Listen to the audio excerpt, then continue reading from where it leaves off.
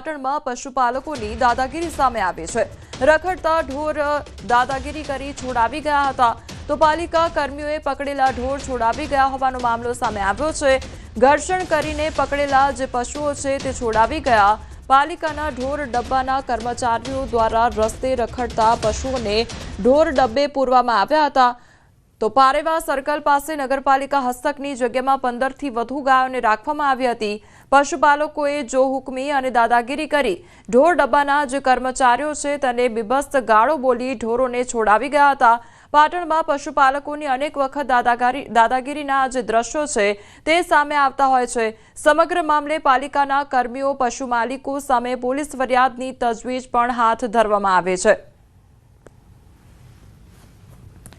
તો પાટણના દ્રશ્યો સામે આવ્યા છે। 15-20 ગાયો હતી અમે પકડવા ગયા તો એ લોકો રબારી ભરવાડો આવી મા બૂનો અમે અમને ગાળો બોલી, અમને અમારા કારકુનને બધાને અમારા કર્મચારીઓને મા બૂનો અમે ગાળો બોલી, મારવાની ધમકીઓ આલી અમને અને ત્યાંથી ગાયો એ લોકો અમારા પાસે ભગાડીને લઈ ગયા।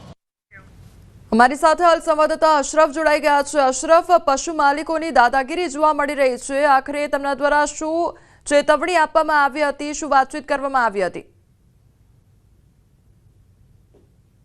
વિશે ક્યાંક રખડતા પશુઓનો ત્રાસ વધી રહ્યો છે, જેના કારણે અનેક વખત અકસ્માતની ઘટનાઓ પણ સામે આવે છે। જ્યારે નગરપાલિકા તંત્ર દ્વારા રખડતા પશુઓને પકડીને કાર્યવાહી કરવાની કામગીરી હાથ ધરી હતી, પરંતુ ક્યાંક નગરપાલિકાના ઢોર ડબ્બા શાખાના જે કર્મચારીઓ રખડતા પશુઓને પકડી અને પાલિકા હસ્તકની જમીનમાં જે રાખવામાં આવે ત્યાં જ આવીને પશુપાલકો દ્વારા ક્યાંક દાદાગીરી કરવામાં આવી અને નગરપાલિકાના કર્મચારીઓ સાથે ઘર્ષણ કરી અને અયોગ્ય શબ્દો બોલીને ક્યાંક તકરાર કરી હતી અને જે પશુઓ પાલિકાના કર્મચારીઓ પકડીને રાખેલા તે તમામ પશુઓને છોડાવી ગયા હતા। મહત્વની વાત છે કોમલ, અગાઉ પણ આ જ રીતે પાલિકા દ્વારા પશુઓ પકડવામાં આવ્યા હતા અને ત્યારબાદ આ જ રીતે પશુ માલિકો દ્વારા ક્યાંક દાદાગીરી કરીને પશુઓ છોડાવી ગયા, એટલે ફરી બીજી વખત એ જ ઘટના ઘટી। એટલે મહત્વની વાત છે કે એક બાજુ પાલિકા વિભાગ કાર્યવાહી કામગીરી તો કરે છે પશુઓને પકડવાની, પરંતુ ક્યાંક પશુપાલકોની દાદાગીરી સામે ક્યાંક નગરપાલિકાના કર્મચારીઓ નિષ્ફળ નીવડે છે। એટલે ચોક્કસ કહીએ કે આ જે સમગ્ર ઘટના બની છે તે બાબતે પાલિકાના કર્મચારીઓ દ્વારા જે પશુ માલિકોએ તકરાર કરી હતી તેની સામે પોલીસ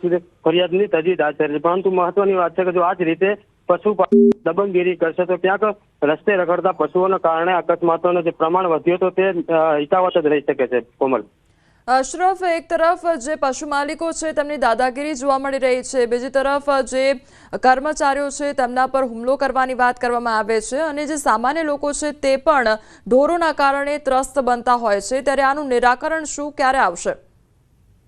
બિલકુલ કોમલ, રખડતા પશુઓને નિયંત્રણ કરવા માટે પાટણના ધારાસભ્ય ખુદ એક અગાઉ મેદાને ઉતર્યા હતા, તેમણે પણ પશુઓ આ રીતે પકડ્યા હતા, પરંતુ એક બાજુ નગરપાલિકા દ્વારા પણ પશુઓના ત્રાસને ડામવા માટે કામગીરી તો કરે છે, પરંતુ ક્યાંક પશુપાલકોની દાદાગીરી સામે કોઈ નક્કર કાર્યવાહી કરવામાં આવે। એટલે ચોક્કસ કોમલ કહી કે જે રીતે પશુપાલકો જે રખડતા પશુઓને પકડવામાં આવે છે અને તેને જે પશુપાલકો દાદાગીરી કરીને જે છોડાવી જાય છે તેના સામે પોલીસ ફરિયાદ કરીને કોઈ ચોક્કસ કાર્યવાહી કરવામાં આવે તો જ ક્યાંક રખડતા પશુઓ સામે અંકુશ લાવી શકાય છે। કોમલ, જી અશરફ, સમગ્ર માહિતી બદલ આપનો આભાર।